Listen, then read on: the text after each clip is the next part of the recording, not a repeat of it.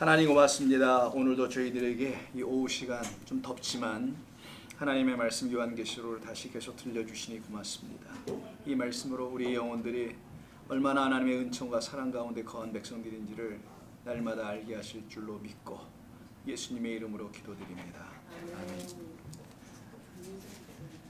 이혜재 선생님 저기 앉아있어. 그러니까 오늘 조금 예배가 늦게 끝나서 왔다가 시간하고 아니 그러니까 나도 금방 일찍 그냥 얘기하고 있어서 몰라서 그랬지. 그러니까 어떻게 이걸 모를 수가 없잖아요. 아니 지금 얘기하다 보면 깜빡. 공부 시간에 벌써 이렇게 될줄 몰랐어. 그럼 박사모님 나가셨으니까 우리끼리 시작하죠. 자, 요한계시록 4장 오늘은 5절부터 지난 시간 이후로 11절까지 보려고 합니다. 하나로 이렇게 덩어리째 연결이 되어 있기 때문에 이건 어제 중간에서 좀 끊을 수가 없을 것 같아요. 그래서 쭉 한번 내용의 중심적인 부분만 좀 들어보면서 가겠습니다. 보좌로부터 번개와 음성 소리가 나오네요. 계속 보좌는 지금 4장 2절부터 나오는 거거든요. 자, 그 보좌입니다. 그 여호와 하나님께서 앉아 계신 그 보좌, 그 주변에 24장로가 지난주에 있다는 걸 알게 됐고요. 자, 그 보좌에 또 다른 존재가 있음을 알려주는 게 5절, 6절입니다. 보좌로부터 번개와 음성과 우레소리가 나고 보좌 앞에 켠 등불 7이 있으니 이는 하나님의 7 영이라. 보좌 앞에 수정과 같은 유리 바다가 있고 보좌 가운데 보좌 주위에 그리고 가운데와 보좌 주위에 4 생물이 있는데 앞뒤에 눈들이 가득하더라. 첫째 생물은 사자 같고 둘째 생물은 송아지 같고 셋째 생물은 얼굴이 사람 같고 넷째 생물은 날아가는 독수리 같은데 4 생물은 각각 6 날개를 가졌고 그 안과 밖 주위에는 눈들이 가득하더라. 그들이 밤낮 쉬지 않고 이르기를 거룩하다 거룩하다 거룩하다 주 하나님 전능하신 이여 전에도 계셨고 이제도 계시고 장차 오실 이시라 하고 그 생물들이 보좌에 앉아서 세세토록 살아계신 이에게 영광과 존귀와 감사를 돌릴 때 24장로들이 보좌에 앉으신 이 앞에 엎드려 세세토록 살아계신 이에 경배하고 자기의 관을 보좌 앞에 들이며 이르되 우리 주 하나님이여 영광과 존귀와 권능을 받으시기에 것이 합당하오니 주께서 만물을 지으신지라 만물이 주의 뜻대로 있었고 또 지으심을 받았나이다 하더라. 자, 본문을 여기까지 우리 할 수밖에 없습니다. 오늘 이게 하나로 다 연결되어 있기 때문에 그래요. 그래서 여러분 좀 성경 보시면 4장 5절부터 나아가게 됩니다. 자, 보겠습니다. 먼저 번개로 말씀하죠. 자, 보좌로부터 나와요. 보좌는 하나님이 계신 곳, 앉으신 곳 이걸 말하잖아요. 그럼 보좌로부터 어떤 소리가 나오죠. 근데 하나님은 소리도 없고 음성도 없어요. 보이지도 않아요. 그래서 표현한 것이 그집 표현의 소리에 알려준 게 번개, 우레소리 이런 걸로만 표현해 준 겁니다. 그래서 이거는 번개, 우레 뭐 이런 보이는 것이든 소리들이 이렇게 들려질 거 아니에요. 번개도 번쩍할 때 천둥 소리, 음성, 우레소리가 나오는 우레소리는 천둥을 말합니다. 이런 건 다 같은 거죠. 번개초에 천둥이 나오는 거고 천둥 따로 번개 없습니다, 여러분. 얘가 같은 건데 이게 보좌로부터 그래서 하나님을 말하는 건데 여호와 하나님을 말하는 거고요. 여호와 하나님의 살아계심, 여호와 하나님이 그 보좌에서 통치하고 계심 그거를 표현해내는 거죠. 그분이 아무 말도 안 하시는 하나님이 아니다라는 그런 걸 상징으로 알려주는 것이 여호와 하나님 눈에 보이지 아니하는 하나님이시기에 이 자연에 있는 보이는 것들로 지어놓으신 그분으로 이렇게 표현해 낸 것에 불과합니다. 그러니까 여호와 하나님이 그곳에 계시다, 임재하고 계시다. 그 보좌에는 빈 의자가 아니다. 보이지 않는 것뿐이다. 그러니까 우리 안에 하나님이 좌정하고 계신 것을 우리가 볼 수는 없지만 분명히 우리를 통치하시고 주관하고 계심을 우리는 알잖아요. 우리의 삶이 넘어지지 않도록 지키시고 인도하시는 걸 통해서 알게 되는 것이죠. 마찬가지입니다. 이것은 어디서 나오냐? 출애굽기 19장에 있는 걸 지금 여기서 다시 그대로 똑같이 얘기하는 거예요. 그래서 구약 백성이나 신약 백성이나 할 것 없이 다 같이 말씀을 주는 겁니다. 수고하셨어요, 원사님. 재정부하셨죠? 예, 쓰였고요. 지금 막 시작했습니다. 출애굽기 19장을 한번 보시면은 19장 시내산에 이들이 당도했을 때 여호와 하나님께서 이스라엘 백성들을 부르시는데 경계를 놓으시죠. 들어올 자와 들어올 수 있는 것과 없는 것을 나눠놓습니다. 이게 이제 성막으로 하면 성소, 지성소 뜰 이렇게 다 구분되어 있는 거거든요. 그래서 하나님께서 이제 모형으로 다 보여주신 것인데 그때 16절 이스라엘 백성들이 쫙 모여있을 때 셋째 날 아침에 우레와 번개와 빽빽한 구름이 산 위에 있고 나팔 소리가 매우 크게 들리니 진중에 있는 모든 백성이 다 떨더라. 근데 나팔 소리는 오늘 우리 음성으로 지난번에 우리가 다뤘었잖아요. 그 보좌에서 나오는 하늘이 열렸을 때 나팔 소리. 그 하늘은 보좌가 있는 곳이고 하늘은 또 성도 아니고 결국은 그 같은 이야기 계속 반복하는 겁니다. 20장도 잠깐 한번 볼까요? 간 김에 20장 18절. 십계명을 주신 다음에 곧바로 뭇백성이 우레와 번개 나팔 소리가 산에 연기를 분지라. 소리와 산에 연기까지 나요. 본지라 그들이 볼 때 떨며 멀리 서서. 이것을 어떤 사람들 지진으로 생각해요. 화산, 천재지변. 그러니까 천재지변의 어떤 모습을 보고서는 그걸 하나님의 현현, 나타나심이다 이렇게 말을 합니다. 이게 신학교에서 가르치는 내용들이에요.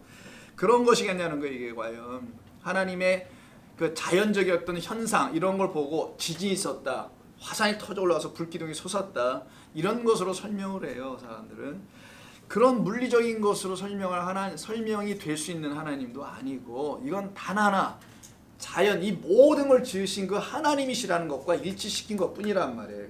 하나님은 이 지으신 모든 분이라는 걸 일치시켜 놓고 벗어나지 않게 해주고, 창조주 하나님이라는 거죠. 그리고 그 틀에서 하나님은 살아계시다, 그 보좌에 오늘 본문은 앉아 계시다, 신의 산 거기에 계시다, 임재를 가르쳐 주려고 했던 거예요. 하나님의 우리와 함께 하심을. 무슨 화산이 터지는 걸 보고 두려워했다 고대인들은. 이런 종교적인 이야기들이 아니란 말이에요. 근데 이렇게 가르칩니다, 신학교에서는. 아니, 주석들이 그렇게 하기 때문에 그러는 거예요.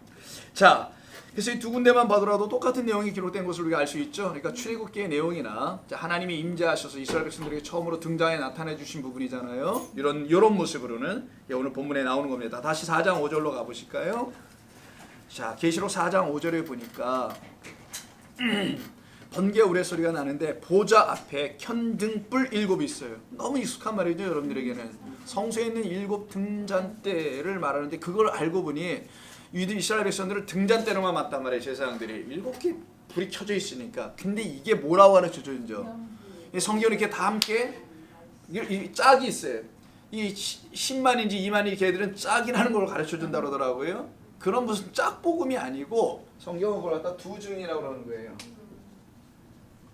그럼 하나의 증인이 있다라는 거잖아요. 구약이든 신약이든 구약이든 관계없이 항상 어디서 말씀이 나오면 이게 신약에 있어. 그럼 이걸 구약에 설명한다든가, 구약에 있어 그럼 신약에 설명한다든가. 이 둘이 다 하나다. 하나인데 둘로 짝으로 설명해 놓으셔서 하나가 말씀을 제시해 놓으면 여기서 풀어준다. 여기서 제시하면 여기서도 풀도록 해준다. 이걸 두 증인이라고 하는 겁니다. 이 말씀이 있는 것뿐에 해서 아까 구약에서 나타났던 말씀이 신약에서 똑같이 다시 반복되는 게 아니라 해석해 준다는 거예요. 아, 그게 보좌였군요. 산 꼭대기가 아니구나 이게. 이런 걸 알려준다는 거예요.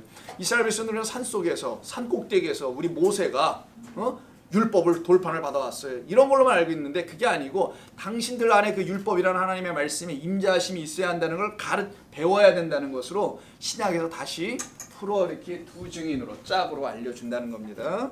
이런 의미에서 짝이 돼야 되는 것이지 무슨 짝짓기하고 맞추기, 빈칸 채우기 하는 게 아니란 말이에요. 하나님의 임재예요. 하나님의 거하심입니다.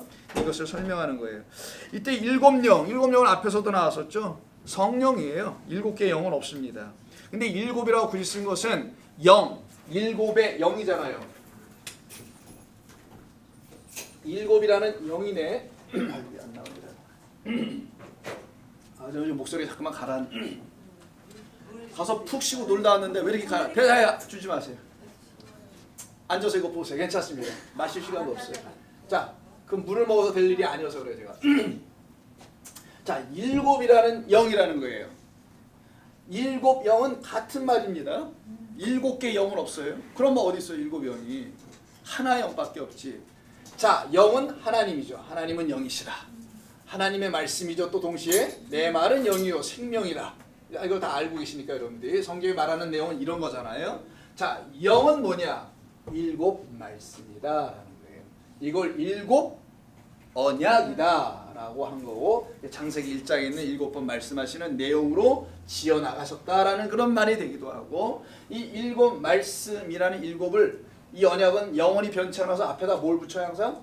영원이라는 말 붙여 영원한 언약이라서 무지개로, 이것도 7의 색을 주잖아요.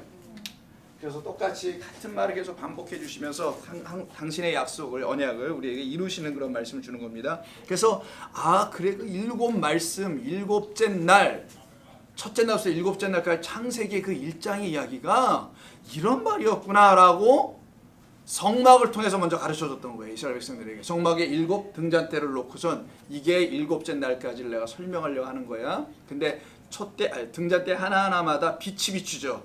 빛은 나의 말이야. 그건 보이고 이런 감지되는 그런 빛이 아니라 말씀이라는 걸 알려주려고 영이다라고 다시 요한계시록에서 설명하는 겁니다. 그래서 하나님의 7 영, 7 말씀, 7 언약을 가르치는 빛이다라는 거예요.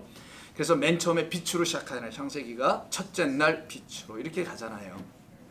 자, 그런 걸 대략 여러분들이 이제 알고 계시기 때문에 7영 하나님의 영을 말하고 거룩하신 말씀을 말합니다. 자, 이 7영은 7 눈과 또 관계 있어요. 그래서 그 5절에 보시면 7영이라고 6절에서 보좌 앞에 수정과 같은 유리바다가 있고 보좌 가운데 보좌 주위에 4 생물이 있는데 눈들이 있다고 하는 말이 나오죠. 그래서 이 영과 눈들이 이렇게 같이가 이 생물과 더불어서 어떻게 다 연결되는지 같이 한번 보겠습니다. 계시록 5장을 한번 보세요. 다음 장. 그 5장의 6절을 보시게 되면은 자, 보세요. 내가 보니 보좌가 또 나오죠. 4 생물 또 나오죠. 장로들 사이에 24장로입니다. 한 어린 양이 이때 등장을 해요. 4장에는 없었어요. 어린 양인데 5장에는 어린 양까지. 그러니까 보니까 보좌를 하나씩 채워나가요. 맨 처음에 24로 채우고 그 다음에는 4 생물로 채우고 그 다음에 마지막 주인공 어린 양이 딱 들어와요. 이런 식으로 채워나간단 말이에요. 하나님의 임재를. 그럼 거꾸로 반대로 생각한다면 우리 안에 임재의 내용이 뭔지를 알라는 거죠. 단순히 하나님이 내 안에 계셔 이렇게 뭉뚱그려서 말할 수도 있지만 구체적으로는 이런 거라는 걸 우리에게 알려주는데 이때 보면 6절에서 5절에 6절에서 죽임당한 어린 양이 서 있는데 일찍이 죽임당한 것 같더라. 그런데 그에게 7뿔이 있어요. 하필이면 이게 뭐 7뿔이 있어요. 어떤 분이 그것도 그리더라고요. 7뿔이 있고 7 눈이 있으니 이 눈들은 온 땅에 보내심을 받은 하나님의 또 뭐래요? 7 영이라 온 땅에 보내심을 받는 건 말씀이죠. 하나님 이 땅에 말씀을 보내시는 거니까. 그래서 눈이 말씀이고 영이고 7이다. 다 같은 이야기를 반복해서 지금 하고 계신다라는 거죠. 자, 성소의 그 등잔대 7 있잖아요.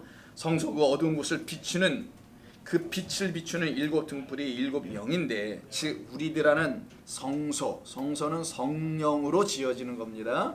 그래서 성령을 구하여 기도한 자들은 목적이 성령 받아가지고 뭐 투시 은사를 해서 뭐 어젯밤에 뭐 딴짓했지 너? 뭐 이런 거 얘기하는 그런 투시 은사를 받는 게 아니라 성령을 구하는 기도를 우리가 하는 것은 그 성령이 내게 오셔서 우리를 하나님이 구하실 처소로 만들어가는 성령의 전을 이루시는 거겠죠. 그게 성령을 구하는 자의 기도의 목적입니다. 결국이고. 그래서 이 빛을 비추는 7 등불은 7 영이란 말이에요. 말씀이란 말이에요. 말씀이 되어 우리 가운데 들어오시는 이 영 성령이죠. 우리에게 빛을 비추는 성령으로 말미암아 하나님의 음성을 듣게 될 때 우리 안에 하나님이 임재하시는 번개소리, 우레소리라는 상징을 통해서 임재하실 만한 성소라는 나를 설명하려고 이 성도 한 사람 한 사람을 설명해 주려고 지금 그러는 것이지 저 하늘 어느 곳에 이런 일이 있어 라고 얘기하려고 하는 게 아니에요. 그러면 상상만 하게 됩니다.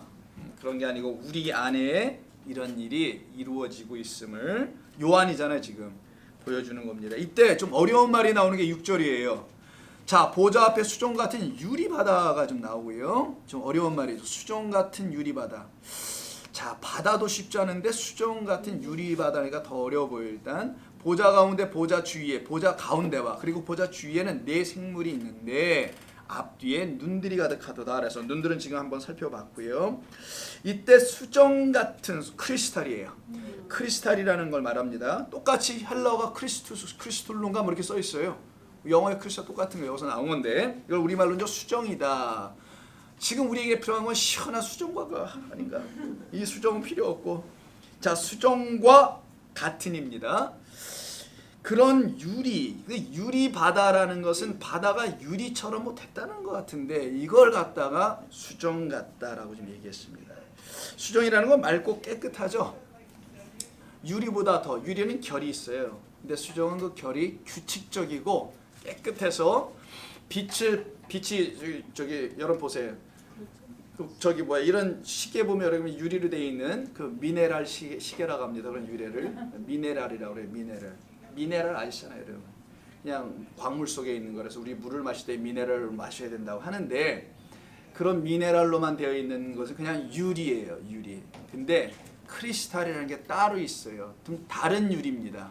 이건 좀 보석에 가까운 거라고 사람들이 좀 더 가치를 더 두죠. 이유는 얘가 맑아요. 그리고 빛이 투영이 될 때, 안으로 투영이 될 때 굴절도 없고 내 눈에 반사가 잘 일어나지 않아. 그래서 시계를 딱 봤는데 몇 시인지 안 보이는 사람은 이게 햇빛에 이게 시계가 싸구리여가지고 반사가 돼서 그러는 거예요. 근데 딱 보면 얘가 유리가 있는 거 없는 거예요. 그래서 만져보니까 유리가 있어. 이 정도 되면은 크리스탈이 아주 좋은 시계입니다. 그런 시계들은 안 차. 그냥 맨날 우리는 작아도 괜찮아. 그걸 크리스탈, 제가 설명을 굳이 하는 건데 이게 있는지 없는지조차도 잘 모를 정도의 유리의 형태를 아주 규칙적이고 균열한 그 규칙 배열이 있어요. 현미경으로 봐야지만 그걸 갖다가 수정이라고 합니다. 그래서 맑고 깨끗하고 규칙적이고 순서가 있고 성경적 표현으로 하면 차서가 있어요. 여기에는 하나님의 깨끗한 말씀을 설명할 때 쓰는 걸 수정 같다. 그래서 생명강가를 표현할 때도 이 말을 쓴단 말이에요. 거기서도 그걸 쓸 때 쓰이는 말을 일단 수정이라고 이해하시면 되고, 그럼 수정이는 하나님의 말씀과 관련이 있음을 우리가 느끼게 되죠. 그래서 유리 바다, 수정 같은 바다를 설명한 도구예요. 깨끗하다, 맑다, 그 바다가. 그 맑은 바다가 유리 같다고 좀 써 있어. 그러면 유리와 수정이 반복돼 이렇게 서로 겹쳐서 나오죠. 계시록 15장을 한번 예를 한번 들어보죠. 이 말이 여기만 있는 건 아니에요. 15장 2절. 자, 1절부터 또 하늘에 크고 이상한 다른 이적을 보며 7 천사가 7 재앙을 가졌으니 곧 마지막 재앙이라 하나님의 진노가 이곳으로 마치게 될 것이다. 또 내가 보니 불이 섞인 유리 바다 같은 것이 있고 짐승과 그의 우상과 그의 이름의 수를 이기고 벗어난 자들이 어디 있어요? 여기 있네. 그러니까 유리 바다는 딱 들어봐도 좋아요, 나빠요? 이것도 좋은 거예요. 뭔지는 몰라도 일단 이긴 자들이 있는 거예요. 여기 계시록 2장 3장에서 계속 반복됐던 참된 교회가 된 그 성도들, 이긴 자들 있잖아요. 성령 안에서 그 이긴 자들이 딱 서 있는데 어디 서 있답니까?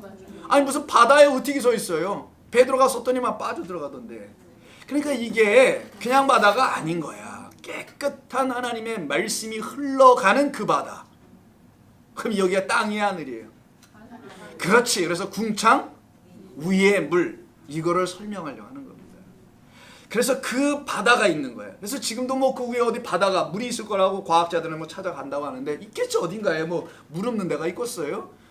꼭 이 땅에서의 물 같은 물은 아니어도 액체 상태의 물, 뭐 기체 상태의 물, 기체도 액체도 아니면 이온화 상태라는데 그 상태의 물들은 존재하죠. 우주에도 다른 행성들의 존재는 하죠. 그러나 성경이 말하는 이 물은 그런 데 있는 게 아니란 말이에요. 이 유리바다 같은 이 물, 깨끗한 하나님의 말씀이라는 거. 한 군데만 더 보겠습니다. 간 김에 22장까지 가보세요. 자, 22장 1절을 보시게 되면은 여기는 수정이 나와요. 아까 한번 말씀을 드렸으면 또 그가 수정같이 맑은 생명수의 강을 내게 보이니 하나님과 및 어린 양의 어디로부터 나온대요? 이게 보좌야. 아까 그 보좌로부터 이게 흘러 보이는 거니까 유리바다는 보좌와 관계가 있다면. 그러니까 여기 말씀을 덧붙여서 이해해 보니 이 보좌로부터 나오는데 보좌는 하나님과 어린 양이라는 보좌야. 그분이 함께 하나로 앉아 계시다는 거예요. 아버지와 나는 하나예요. 보좌가 2개 각각 있다는 게 아닙니다. 하나로 앉아 계신데 어떤 성경에서는 하나님 우편에 앉아 계시다, 서 계시다 이런 말이 있죠. 오른편이 돼 있다는 표현이지 두 분이 같이 앉아 있다 이런 표현은 아니고요. 성경에는 보좌는 하나예요. 영원하신 보좌 하나에 아들과 아버지가 하나가 되어 있으면 그 보좌가 우리의 보좌가 된다는 걸 말씀하는 거예요. 그래서 그 보좌 두 변으로 24가 이렇게 에워싸고 있는 거잖아요. 그걸 기억하시면 생각해 보면 수정같이 맑은 생명수의 강, 이 강이 곧 바다로 아까 표현된 유리바다일 텐데 이 바다가 보이니 하나님과 및 어린 양의 보좌로부터 흘러나와요. 이건 강이니 생명의 강이니 요한복음 7장 연결해서 한번 보세요. 여러분 잘 아시는 요한복음 7장 28절이 그래서 이런 뜻을 갖고 있는 거예요. 죄송합니다. 37절이 요한복음 7장 37절 명절 끝날 곧 큰 날에 예수께서 외쳐 이르시되 누구든지 목마르거든 내게로 나와 마시라. 나를 믿는 자는 성경에 이른같이 그 배에서 생수의 강, 이 말이 나오죠. 생수의 강이 우리 안에서 나. 그러니까 우리가 뭐가 됐다는 거예요. 뭐가 있는 곳이야 여기가. 계시록 20장은 보좌가 있어야지. 보좌에서 흘러나온다 그랬으니까 보좌가 있는 곳은 하나님이 거하시는, 임재하시는 곳. 그걸 성전이라고 하죠. 성령의 전입니다. 성령의 전은 성령을 구한 사람들에게, 그걸 기도한 사람들에게 임하여 오시는 하나님의 처소잖아요. 그래서 바로 나를 믿는 자는 성경에 이른같이 그 배에서 생수의 강이 흘러나오는데, 이는 이렇게 말한 뜻은 그를 믿는 자들이 받을 성령을 가르쳐 말씀하신 것이라 라고 거기까지 붙여서 알려주셨단 말이죠. 자, 그럼 계시록 다시 가셔서요. 유리바다는 그래서 다른 유리바다가 아니에요. 이게 하나님의 말씀이 흘러내리는 곳. 말씀은 하늘에서 와요. 땅에서 오는 게 아니에요. 참된 말씀은 하늘에서 오는데 그 하늘에서 온 것을 처음부터 하늘을 보고 모르고 이 땅에 보이는 것으로 먼저 시작하여 아, 위에서 온 것이구나 라고 깨달아 알게 되는 거죠. 그래서 처소가 우리의 영원한 본향은 위에 있구나라는 것을 깨달아 알게 해주시는 거예요. 창세기 1장 7절 아까 궁창 얘기했으니까 잠깐 가서 보겠습니다. 창세기 1장 7절 궁창 얘기를 한번 잠깐 보겠습니다. 이게 지금 두 번째 날에 해당되는 이야기예요. 자, 6절부터 하나님이 이르시되 물 가운데 궁창이 있어 물과 물 위로 나누래요. 아래에 있는 건 세상의 바다고요. 위에 있는 건 유리바다입니다. 이 세상에 눈에 보이는 바다는 땅에 있는 물을 말하는 거예요. 이 세상에. 근데 위에 있는 유리바다가 있어요. 그 유리바다를 설명해 주는 게 저 위에 궁창 위에 물인데 7절 하나님이 궁창을 만드사 궁창 아래 물과 궁창 위에 물로 나누게 하시니 그대로 되니라. 하나님이 위에 궁창을 하늘이라 부르시고 저녁이 되고 아침이 되니 이는 둘째 날이라. 요 말씀 나오죠. 위에 물 아래 물로 나누어지는. 그래서 유리바다는 수정 같은 맑고 깨끗한 하나님의 말씀. 그래서 이 하나님의 말씀이 곧 우리에게 들려진다.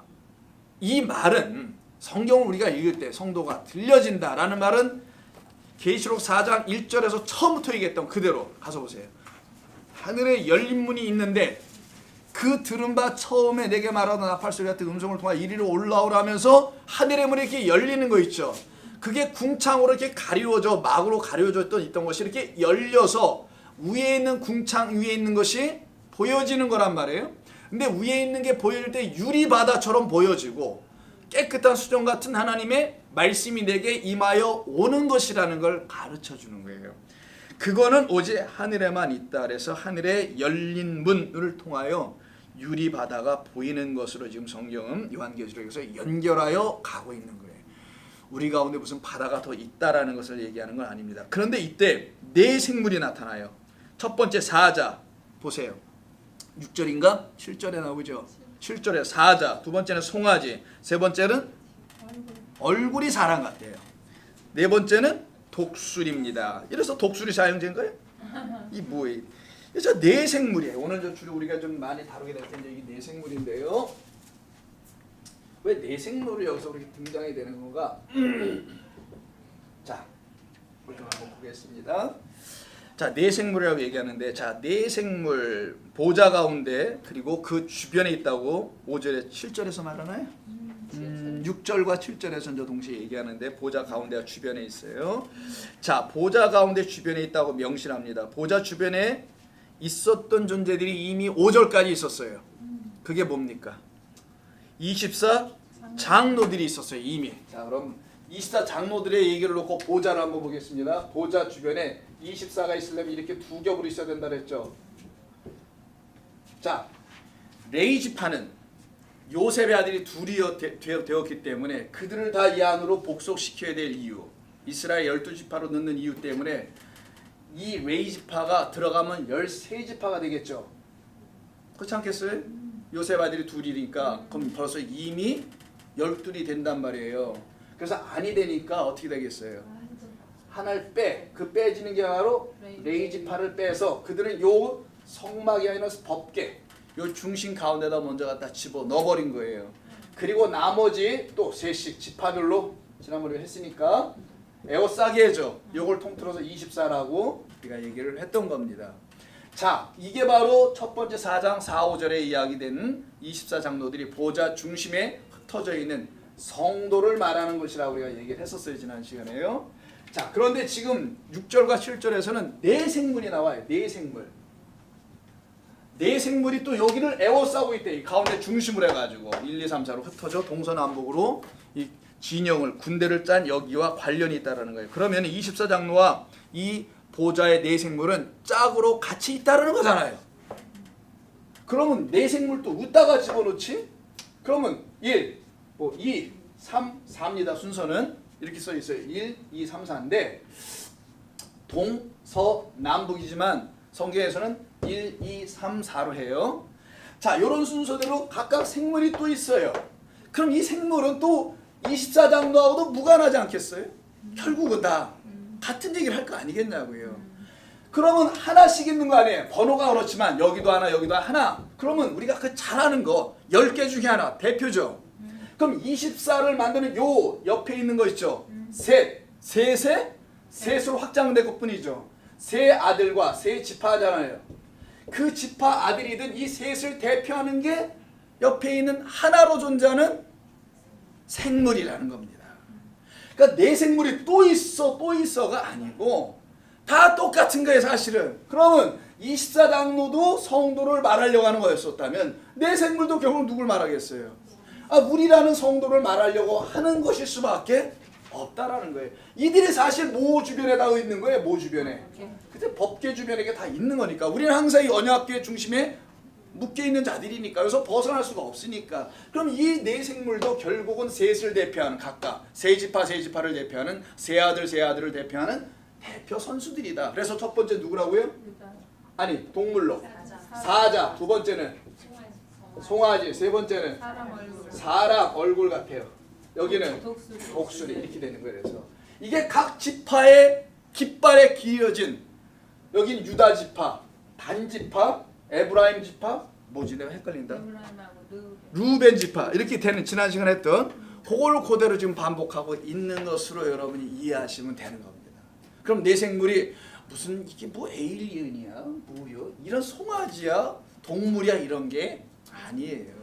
각 지파를 대표로 하는 상징적 동물로 혹은 사람 얼굴 같다고 했잖아요. 사람은 아니고 모양이 사람 얼굴 같다라는 그런 것으로 네 개가 지금 나와 있는 것은 24장로를 대표로 하는 것. 다른 말로 하면 셋을 대표로 하는 것. 그래서 그 하나가 되어 있는 성도. 이 성도들을 지금 얘기하려고 하는 겁니다. 예를 들어 볼게요. 5장 5절 6절. 아까 좀 봤었는데 5절 6절. 장로 중 한 사람이 내게 말하되 울지 마라. 유다 지파의 누구래요? 사자 다윗. 이렇게 썼잖아요. 그래서 첫 번째 이쪽을 대표하는 유다 지파 사자가 나와요. 그때 사자 다윗의 뿌리가 이겼으니 두루마리 7인을 떼신 이더라 하면서 네 생물이 곧바로 6절에 붙어버리죠. 같이 나온다 그래서 네 생물이. 자, 또 한 군데 보겠습니다. 굉장히 많아요. 이거는 굉장히 반복해 놓습니다. 자, 8절. 5장 8절 또 나와요. 그 두루마리를 취하시며 네 생물이 24장로들하고 또 같이 있죠. 같이 또 있어요. 이 둘이는 이 같은 나라 같은 존재라는 걸 얘기해주고 싶은 거지 따로따로 있는 게 아니라는 걸 알려주는 거예요. 반복해서 설명하고 있는 것뿐이라는 겁니다. 14절 네 생물이 그 앞에 아멘 하더니 장로들은 엎드려 또 경배를 하네요. 이렇게 똑같이 항상 너무너무 많아요. 6장은 1절, 3절, 5절, 6절, 7절. 7장은 11절, 14장 3절. 14장 3절 한번 볼게요. 그럼 좀 빼가서. 여기 14만 4천이 있다는데 거기니까 한번 가보죠. 그 이마에 이름이 아버지 이름이 써있죠. 어린 양과. 자, 이들에게서 나오는 거 3절. 그들이 보좌 앞. 또 나오네 똑같이. 네 생물과 장로들이라고 하잖아요. 여기. 앞에서 새 노래를 불러요. 누구예요 여기는? 구원받은 14만 4천이 여기서 또 묶여버렸죠. 자, 그럼 다 나왔네 이제는. 이 전체가 성도라는 14만 4천이라는 숫자가 아니고 14만 4천이라는 이 하나님의 백성들과 다 묶여버려 이제는. 이게 성도라는 그래서 구원받은 그들을 말할 때 그들을 내 생물이다라고 한 거지. 우리 또 내 생물을 볼 거야. 보고 놀라지 마세요. 이런 게 아니고요. 자, 근데 이 네 생물이 왜 보좌 옆에 그럼 4장 가세요? 여기 왜 있는 거냐? 이유가 있잖아요. 뭐든지 하나님께서 똑같은 걸 왜 괜히 반복시키겠어요? 이 네 생물을 통해서 어떤 이야기를 또 하시고 싶은 게 있으셔서 그런 거 아니겠어요? 그럼 네 생물은 어딘가 나와야 되겠죠? 비슷한 것이라도. 아이, 그렇지. 다니엘서를 한번 보겠습니다. 다니엘, 에스겔 보지 말고 오늘은 다니엘. 에스겔은 좀 이따 보고. 아이고, 다니엘부터 가자고요. 자, 이걸 주신 이유가 있어요. 에스겔 다음이 다니엘이니까. 벌써 찾으셨어요? 누가 벌써 7장이라 했는데 7장 가세요. 다니엘 7장을 보시면 1절부터 8절에 쭉 나와요. 그때 여기는 네 바람이라는 게 나옵니다.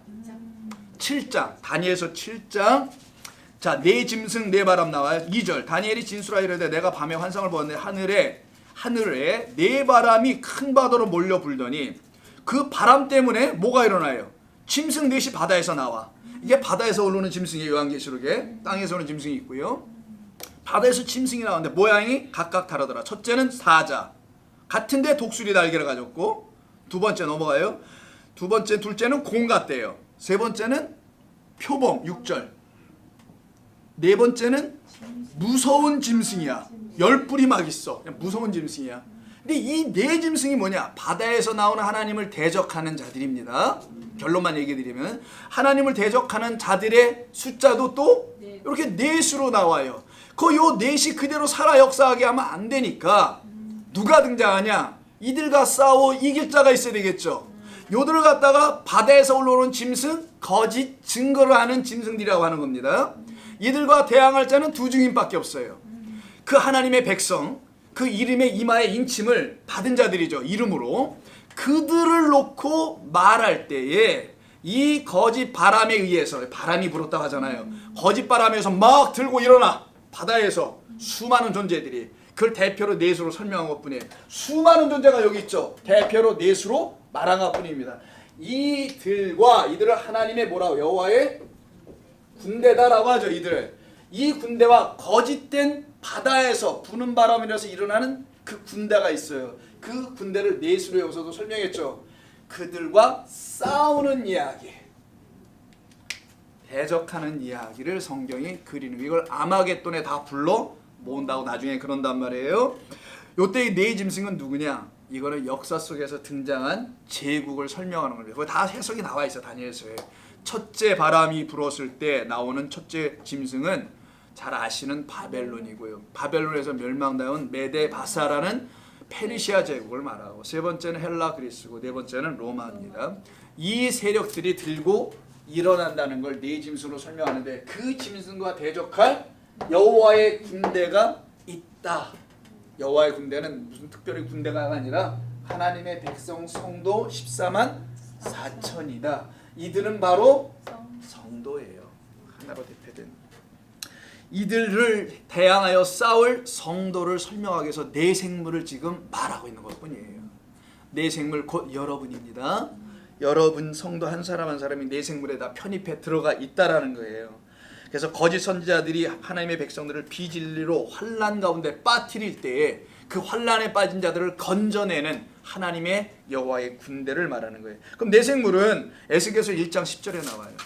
앞으로 거꾸로 가셔서 맨 앞에 보면 에스겔서가 나오겠죠. 에스겔서 1장 자 5절부터는 그 속에 네 생물의 형상이 나타나 그들의 모양이 이러하니 그들에게는 사람의 형상이 있더라. 그들에게 각각 네 얼굴과 네 날개가 있고 그 다리는 곧은 다리가 이렇게 쭉 나가죠. 자 요때 나오는 것 중에 중간 중략하고 10절을 그냥 넘어가서 볼게요. 그 얼굴들의 모양은 넷의 앞은 사람의 얼굴이요, 넷의 오른쪽은 사자의 얼굴이요, 넷의 왼쪽은 소의 얼굴이요, 넷의 뒤는 독수리 얼굴이라. 다 설명되어 있죠. 똑같이. 에스겔서에 있는 이 말씀이 도대체 무슨 말인가 했더니만 요한계시록에서 이것을 보좌를 중심으로 서 있는 진군에 나가는 이 광야를 지나가는 성도들을 말하는 거였구나 라는 것을 알게 된다는 거예요. 그걸 좀 설명해 주고 있다. 그래서 이게 두 증인으로 짝으로 우리에게 설명하여 알려주시는 겁니다. 즉 계시록의 네 생물은 바로 이 네 바람을 대적하는, 싸워 이길 성령의 참된 진리의 바람이겠죠. 그걸 일으키는 자들. 그래서 영의 움직임을 설명한 것이 1장 12절입니다. 영이 어떤 쪽으로 가면 그 생물들도 그대로 가잖아요. 그래서 이 생물이 누군지를 알려주는 거였죠. 하나님의 영을 가진 그 백성들이구나 라는 것을 알게 됩니다. 이들은 언약궤를 지킨 하나님의 백성들, 즉 24장로들과 같은 존재들이라는 겁니다. 그래서 이 성막을 중심으로 하여, 언약궤를 중심으로 하여 사방에 이렇게 흩어져 있는 거예요. 유다 지파, 그쪽이 동쪽이죠. 동쪽은 문이 있는 것입니다. 그래서 예수님을 양의 문이라고 했던 거예요. 그렇게 짐승의 나라, 다니엘 아까 7장입니다. 이 세상 나라라고 해요. 그 나라에 대항하여 싸울 하나님의 군대를 그려준 것이다. 그래서 성도는 이 세상에서 부름받으면 그렇게 살아가는 겁니다. 그게 근데 녹록지는 않아요. 이 세상과 싸워 이기는 게 아주 계속해서 여러분이 갖고 있는 참된 것을 거짓된 것이라고 자꾸만 말을 하기 때문인 것입니다. 뭐 다른 게 어려운 게 아니라 이 언약궤 여기 성막이죠. 이 성막을 보호하는 거잖아요. 보호하는 모습, 이 보호하면서 이걸 지켜나가는 거예요. 자, 성도는 누구냐? 자, 성도에 대한 결론입니다. 성도는 이 성도 한 사람 한 사람 한 사람 누구냐? 다 그냥 하나인데 성도 하나인데 자기 안에 있는 보좌인 법궤, 언약궤, 여호와 하나님이죠. 그 여호와 하나님 주신 언약을 지켜 나가는 자라는 거예요. 이것을 지키게 하기 위하여 내 생물이라는 것으로 설명한 것뿐이에요. 아셨죠, 여러분?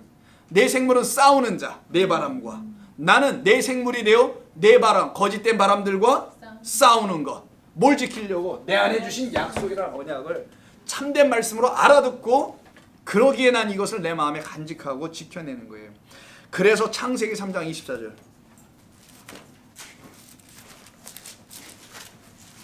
창세기 3장 24절에 여러분 아듯이 아담과 하와를 내쫓는 그런 이야기처럼 보여지는 것이죠. 22절부터 하나님이 말씀하십니다. 보라, 이 사람이 선악을 아는 일에 우리와 하나같이 되었으니 그가 그의 손을 들어 생명나무 열매도 따먹고 영생할까 하노라 하시고 여호와 하나님이 에덴 동산에서 그를 내보내어 그의 근본이 된 땅을 이걸 다시 가려야 돼요. 이 땅은 성전을 말하는 거예요. 거기다 씨를 뿌리고 다시 해야 할 그 땅을 갈게 하시니라 하시면서 24절에서 이같이 하나님이 그 사람을 쫓아내시고 에덴 동산 동쪽에 그룹들과 두루 도는 뭐를 둬요? 불칼을 두어 생명나무의 길을 지키게 하셨다는 말이 나와요. 자, 여기서부터 이제 우리가 이해를 조금만 더 해보겠습니다. 다 연결해서 생각할 수 있어야 돼요.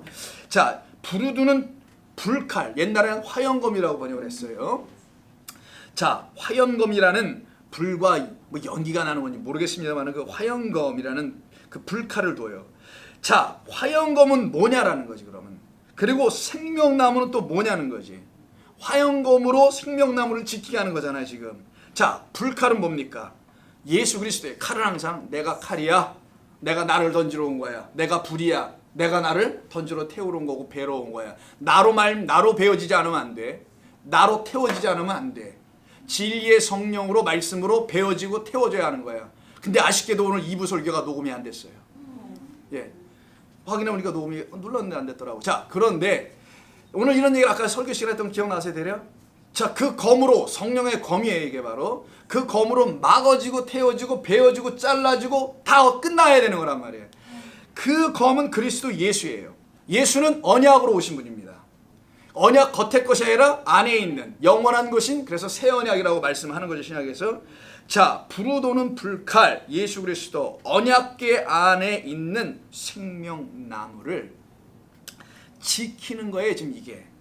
그래서 검이란 얘기 뭐 마태복음 뭐 아까 인용했던 예배서 6장 17절 이거 다 거기서 다 나오는 얘기인데, 그것이 바로 오늘 이 본문에서 이 법궤를 지키는 내 생물과 창세기 3장 24절은 같은 내용을 하는데, 여기 그룹이 몇 개라? 두 그룹. 이게 체루빔이라는 단어인데 세랍이라고도 하고, 이 체루빔이라는 이 두 그룹 천사를 표현할 때 쓰는 거예요. 근데 그냥 천사, 안겔로스, 말라크라고 해도 되는데 그렇게 표현하지 않고 케투빔, 케루빔 뭐 여러 가지 우리 발음상이 좀 다른 게 있는데 이 그룹을 여기서 얘기해요. 이 그룹 기억해 놓으세요. 지금 천사들이 칼을 딱 들고 거기 지키고 있어요. 동산 그룹들과 동쪽의 그룹들과 두루 도는 칼, 그 천사와 칼이 막 돌아. 이 그룹이 그럼 뭐냐는 거야 도대체. 그룹이 지금 몇이야? 그룹들만 돼 있네. 몇 명이라고 몇 천사라고 얘기를 하지 않고. 자, 오늘 4장 다시 가서 보세요.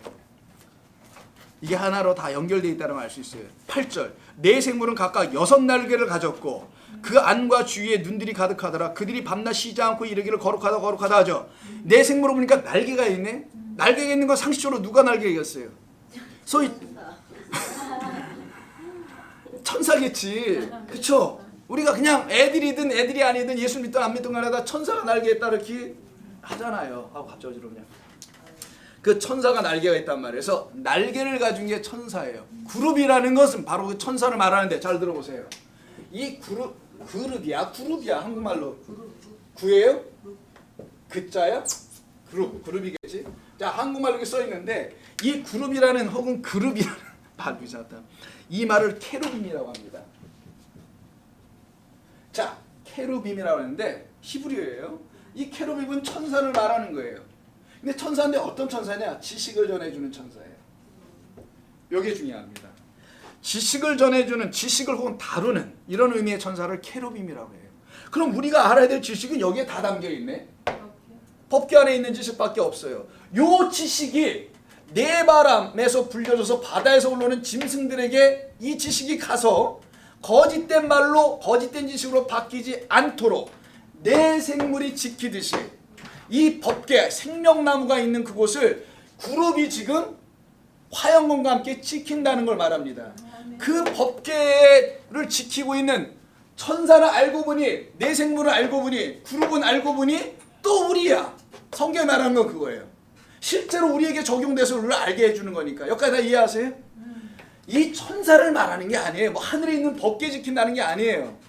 법궤 언약궤는 우리를 향해 있는 거잖아요. 우리를 위해서 주신 것이고 그 우리 안에 있어야 될 하나님의 약속의 말씀 언약이라는 것을 내 생물이 지키는 것으로 모양새는 만들어놨는데 내 생물은 가만히 보니까 날개가 있어. 날개가 있어갖고 그 날개가 6개씩이나 있다 더군다나. 그럼 뭐 사람이 있으면 날개가 2개가 있는 줄 알았는데 천사는 4개? 이게 천사예요? 꽃이야? 날개가 2이 있는 줄 알았더니 이게 6개가 있어. 6개가 뭐야? 6개씩이나 있는 천사야? 이렇게 생각하잖아요. 그러면 아니 되고 6에 어떤 의미가 있겠지. 날개는 상식으로 몇 개만 있어야 돼요? 2개. 2개만 있으면 되지. 날아다니는데 비행기도 2개, 잠자리 4개. 거기는. 그건 짝으로 2개씩 있네. 짝으로 2개가 있잖아 이렇게. 자 그렇게 하는 이 6개의 날개들을 갖고 있는 요 그룹이라는 생명나무를 지키고 있는 그 그룹이나 여기 생명의 말씀이라는 언약궤를 지키고 있는 내 생물이나 영어 한번 해보세요. 무슨 쌤? 쌤이라고 하는 거 아니겠냐고 이게. 답을 가르쳐줘 버렸네. 이걸 쌤이라고 해요. 이걸 그래서 그러면 하나님께서 왜 이런 걸 요한계시록에 이렇게 기록하셔서 알려주시는 이유가 뭔가? 창세기 그 비밀을 풀어주려고 하는 거예요. 우리한테. 알려주시려고. 우리를 다 생명나무로 뭐라고 표현할까? 생명나무가 되게 하려고 하는 거지. 결국은 생명나무를 보고는 생명나무가 되게 하는 거니까. 같은 표현이죠. 이게 달리면 안 됩니다. 생명나무라는 참된 생명을 보면 나도 생명이 되겠지 뭐. 그런 건데 그 나무들이 되게 하시기 위해서 이렇게 지켜나가시는 하나님의 일하심이 있다는 걸 먼저 알려주고 이 하나님의 일하심이 완성된 사람들은 성도라 하는 거고 24장로라는 거고 대표는 내 생물이라 하는 거고 내 생물까지 됐으면 이게 전진하잖아요. 24에서 내 생물로 왔잖아요. 지금 바뀌어가죠. 진보해 나가죠. 그럼 내 생물은 마지막 단계겠네. 어차피 성도가 되는 그들이 뭐 하는 거냐? 진짜 이기는 자들이라는 거예요. 싸워서 이기지도 못하고 싸우지도 못하는 거 성도도 아니지. 그쵸? 듣고 마는 거지 그냥. 그런 자가 아니라 결국 내 생물처럼 내 바람과 싸워서 이길 수 있는 그 사람들로 만들어가겠다고 해서 2장 3장이 먼저 얘기를 하는 거 아니에요. 교회는 이렇게 될 것이다. 이길 것이다. 그 그룹들을 지금 설명하는데 여기까지 지금 다 여러분 쫓아오신 거라고 보고요. 자, 요 그룹이 출애굽기 25장에 나오는 그 그룹이지 다른 그룹은 없습니다. 성경은 똑같은 얘기를 계속 반복하는 것뿐이에요. 반복은 아니에요 사실은. 어떤 걸 설명해 나가는 진취적으로 진보적으로 단계별로 설명하는 거예요. 창세기에서 3장에서 그룹이 딱 나왔으면 이 그룹이 뭔가 하고 궁금해 누군가가. 막 성경을 하다 보니까 출애굽기 25장에서 탁 걸려서 답을 얻는 거야. 아 이게 그거였구나 라고. 그러니까 항상 궁금증을 가져야 된다는 거예요. 궁금증을 안 갖는 사람은 다 알았다라는 거야. 아니면 완전 무식하든지 둘 중에 하나야. 25장은 성소에 대한 이야기를 듣는 거잖아요. 자 거기 질 때 찾으신 분은 몇 절인지 말씀 좀 해주셔요. 18절인가 봐. 자 속죄소를 만듭니다. 시은 자라고 하는 속죄소예요. 법궤예요. 법궤 뚜껑이에요. 25장 16절 이하에 출애굽기예요. 25장 16절 다 찾으세요. 자 그때 만드는 거 보니까 18절 금으로 그룹 맷을 만들어요. 그래서 둘이 나오는 거예요. 제가 아까 미리 둘이라고 얘기했던 겁니다. 그룹 둘을 이쪽과 저쪽에 세워놓겠지. 항상 보초를 세워도 문 양쪽에 쓰지 한 놈은 가운데 쓰고 한 놈은 저 옆에 쓰진 않잖아요. 문을 중심으로 양쪽에 딱 쓰는 것처럼 법계를 중심해서 양쪽에 딱 쓰겠죠. 그래서 여기 법계 뚜껑을 갖다 시은 자라고 그래. 시은. 하나님의 은혜가 보이다. 나타나다. 은혜가 나타나다. 보이시자 쓴 겁니다. 은혜가 여기에 나타났어. 이 뚜껑에. 이런 말이에요. 뚜껑에 나타나 있다라는 요 뚜껑 끝에 양쪽 끝에 그룹을 금으로 만들어가지고 천사를 둘을 붙여서 모양을 봐서 날개 두 개가 있고 이렇게 밑을 꼬나다 봅니다. 이렇게 내려봐요. 이렇게 요런 천사들을 만드는 거예요. 자, 속죄소 두 끝에 쳐서 만들되 한쪽 한 그룹은 이 끝에 한 그룹은 저 끝에서 속죄소 두 끝에 속죄소와 한 덩어리로 연결하여 얽히며 그룹들은 그 날개를 펴서 그 날개로 속죄소를 어떻게 해요? 이렇게 가려 덮어. 그리고 그 얼굴은 서로를 대하여 이렇게 봐. 어디를 향해? 속죄소. 여기가 속죄하는 거래네. 우리는 단순히 뭐 언약궤 정도만 알았는데 법궤인 줄 알았다면 여기가 속죄하는 거야. 우리는 속죄, 용서하는 거. 아, 여기가 이런 자리였어. 이 용서하는 나무가 바로 생명나무다라는 거예요. 생명을 얻은 자가 용서받은 거고, 생명나무라는 그리스도를 통하여 하나님의 은혜, 시은, 은혜를 봤어. 그러면 이 그룹이 꼬나다 보는 여기 있죠. 이 죄를 알려주는. 근데 이 죄를 알려주는 여기가 속죄를 하게 하는 생명나무인 그리스도로 알아본 자들만 하나님의 은혜를 보게 되는 건데, 그래서 여기를 속죄하는 곳이다 라고 해서 거기다 피를 뿌렸단 말이에요. 대제사장 1년에 한 번씩. 그걸 대속죄일날 이 뚜껑에다 뿌렸어요. 없다가 누군가가 여기서 피를 뿌릴 것이 올 것이라는 걸 약속하여 계속 하게 한 겁니다. 그리고 그날이 딱 되니까 그 십자가에서 실에는 피를 뿌리는 일이 벌어지는 거란 말이에요. 물과 피를 쏟는다고 하죠. 자, 그러면은 정리해 봅니다. 호세아서 잠깐 이해를 도모하기 위해서는 할 수 없어. 호세아도 가봐야 돼요. 오늘 설교 1시간 20분 한 것 같은데 제 기억에 굉장히 길게 했어요. 그래서 여러분 식사하실 때 시간이 좀 짧았던 이유가 그겁니다. 호세아 4장 1절 2절을 보세요. 이스라엘 자손들아, 4장 1절 2절 말씀을 들으라. 여호와께서 이 땅 주민과 논쟁하시나니 이 땅에는 진실도 없고 진리예요. 인애, 헤세드도 없고 은혜라는 겁니다. 하나님을 아는 지식도 없어서 서로 뭐만 하냐면 뭐만 합니까? 아니 뭐 죽이고 난리야 서로. 자기가 잘했다라는 거지. 저주와 속임과 살인과 도둑질과 간음뿐이니 포악하여 피가 피를 뒤잇는 것 뿐이다. 이런 얘기를 여기서 하고 있죠. 여기에 보니까 인애도 없고 아무것도 없는 그 상태의 땅, 바로 거기에 뭐가 없대요? 진실, 인애, 지식이 없어. 그 땅에 지금 하나님께서 당신의 아들을 보내셔서 그 생명나무, 보호된 생명나무가 뭔지를 알려주시겠다고 오신 거란 말이에요. 이게 제가 그것 때문에 여기 읽어본 겁니다. 여기 그룹이 왜 안 나와 이러지 말고 그것 때문에 그러는 거예요. 거기에 피를 뿌릴 거니까. 자, 그러면 한번 이걸 정리해 보겠어요. 창세기 3장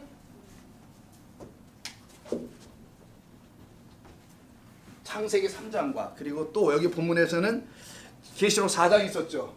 그리고 아까 중간에 출애굽기 25장 있었죠. 출애굽기 25장, 계시록 4장. 이 세 군데는 다 같은 얘기를 하는 겁니다. 자, 먼저 화영검이 이렇게 막 돌아요. 그죠? 그 안에 생명나무를 짓기 위해서인 거죠. 자, 창세기를 한번 그려보죠. 이 밖에가 있고 안에가 있어요. 항상 성경은 밖에 것과 안에 것이 있단 말이에요. 밖에 부분을 지키고 있는 것을 그룹이라고 한 거예요. 이 안에 있는 것은 생명나무다라고 얘기를 해놓은 겁니다. 자, 여기 뭐 너무 잘하는 거죠.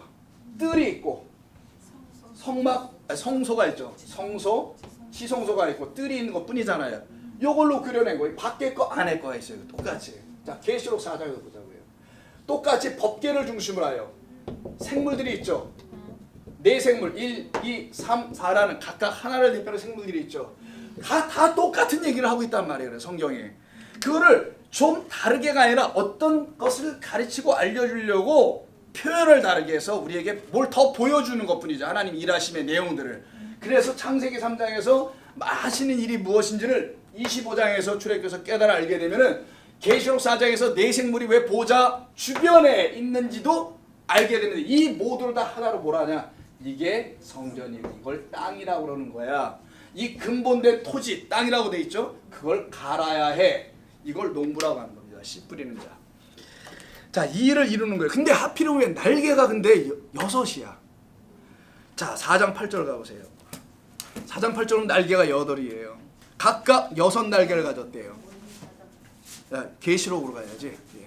계시록 4장 8장에서 날개가 6이래. 자, 7이 아닌 게 다행이라고 생각하자고요. 일단 짝으로 가잖아. 짝수로. 그죠? 7이면 안 되지. 자, 천사가 네모로 그릴 수는 없고 천사가 이렇게 있어요. 이거 아니지. 천사가 있어 이렇게. 그림에 소질이 없으니까 날개가 6이에요. 이렇게. 날개가 2이 되는데 왜 6이 될까?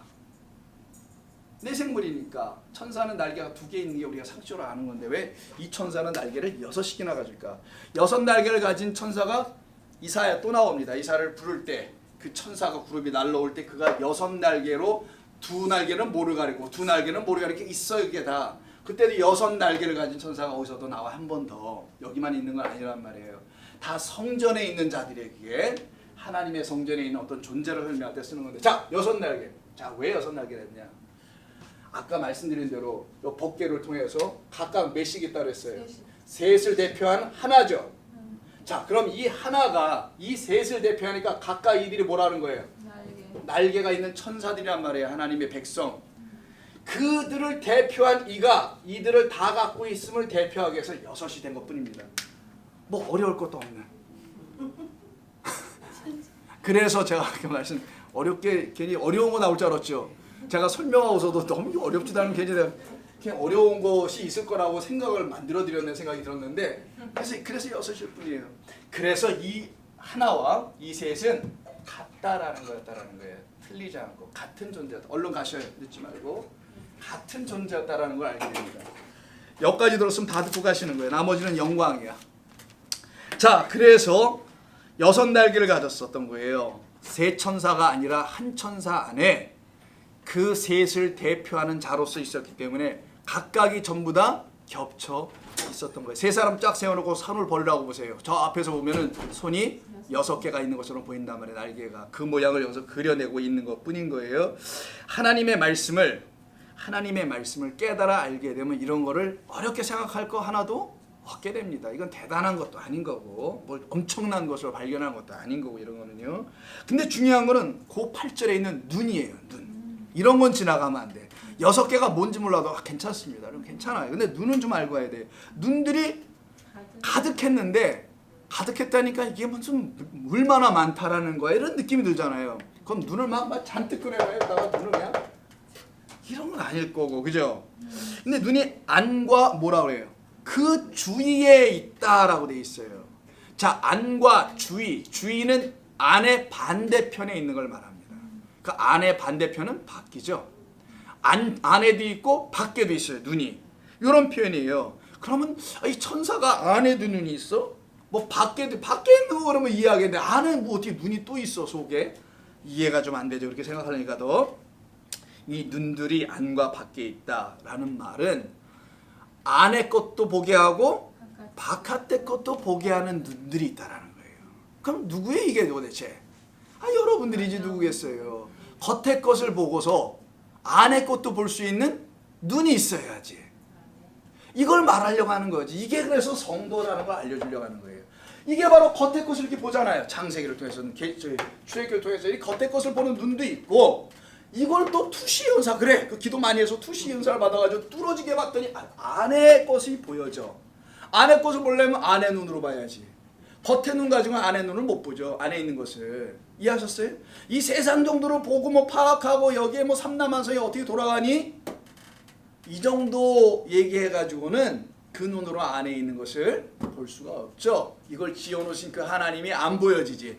그래서 성도에게는 안의 것도 볼 수 있는 눈이 있어야 된다는 거예요. 그래서 그 눈이 아까 7 뭐라 그랬어요? 영은 7 눈이다. 이게 온 세상에 보내어진 것이다. 이렇게 얘기했잖아요. 이 눈을 갖는 거지. 이 눈을. 이게 나로 안의 것을 볼 수 있게 하는 눈이 된다는 것이 눈들이 안팎에 많이 있어서 그것으로 하나님의 온전한 것을 볼 수 있게 된 상태.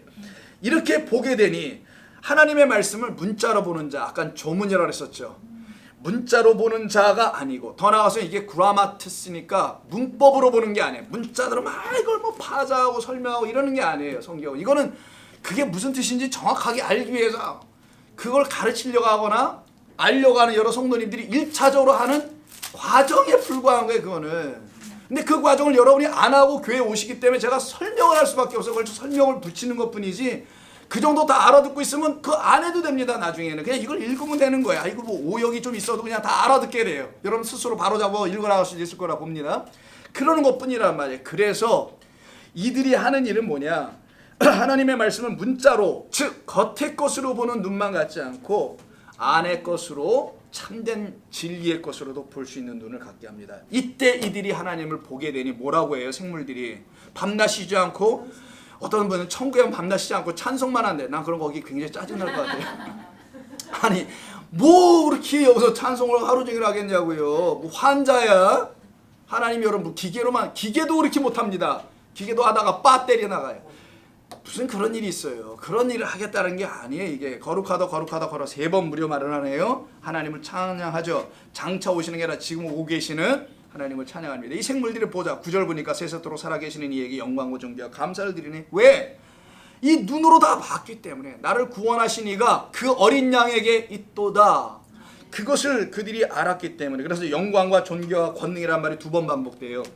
9절과 11절에서. 11절도 우리 주 하나님의 영광과 존귀와, 여기는 권능까지 나오네요. 받으시는 것이 당신에게만 합당합니다. 주께서 만물을 지으셨습니다. 그 지으신 만물을 내가 겉의 눈으로 보고, 이제는 만물이 주의 뜻도 그 안에 있음을 안의 눈으로도 보고 있습니다. 그래서 다 주의 뜻대로 지으심을 받은 것을 내가 보고 찬양합니다. 이렇게 되는 거죠. 찬양을 네 생물이 소, 사자, 곰이 무슨 곰이었나? 독수리가 무슨 찬양을 하냐고요. 얘들은 찬양 못합니다. 걔들은 찌들대고 울고 뭐 이러는 거지. 우리가 찬양하는 거죠. 성도들이 그 찬양을 할 수 있는 성도들로 만들어가는 겁니다. 이때 4장 10절에 좀 아쉬운 번역이 있는데, 세세토록 살아계시는 이에게 하반 부분에 가면 경배하다라는 말이 나오죠.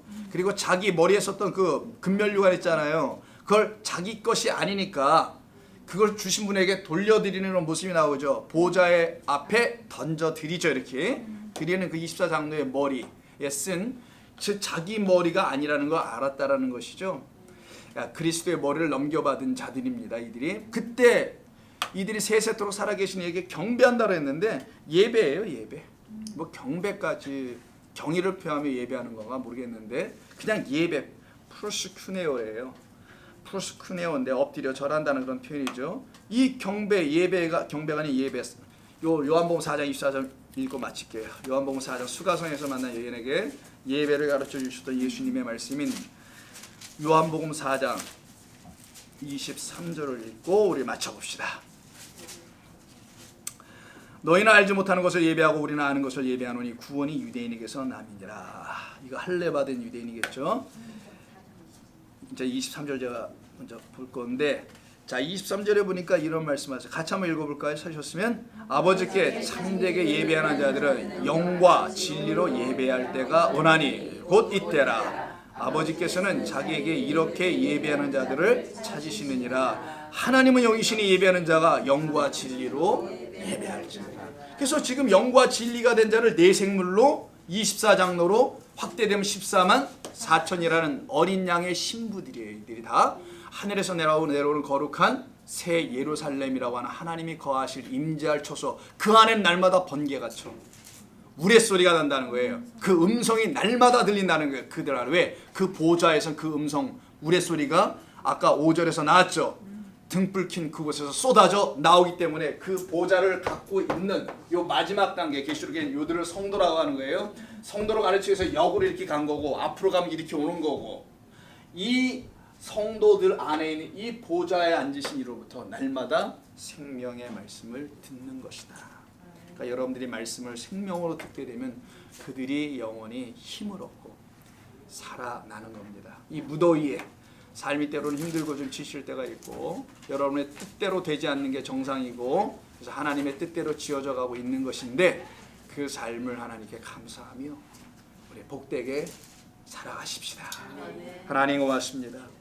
주님 사랑하시는 귀한 성도들이 내생물이라는 이름으로 24장로라는 이름에 둘러 앉아서 여호와 하나님을 찬송하며 경배하며 예배하는 자들이 되게 하시니 감사드립니다. 한 주간 바로 그런 예배가 우리 가운데서 날마다 이루어지게 도와주시옵소서. 힘들고 지치고 짜증나고 섭섭하고 외롭고 답답한 일이 있을 때마다 주님 찾아가셔서 그들을 어루만지시고 보좌에 앉으신 당신이 그들 안에 거하심을 알려주셔서 다시 새 힘으로 온전히 주님 만날 수 있도록 도우실 때마다 그들이 넉넉히 이 세상의 거짓된 네바람을 이겨낼 줄로 믿습니다. 감사드리며 예수님의 이름으로 기도합니다. 아멘.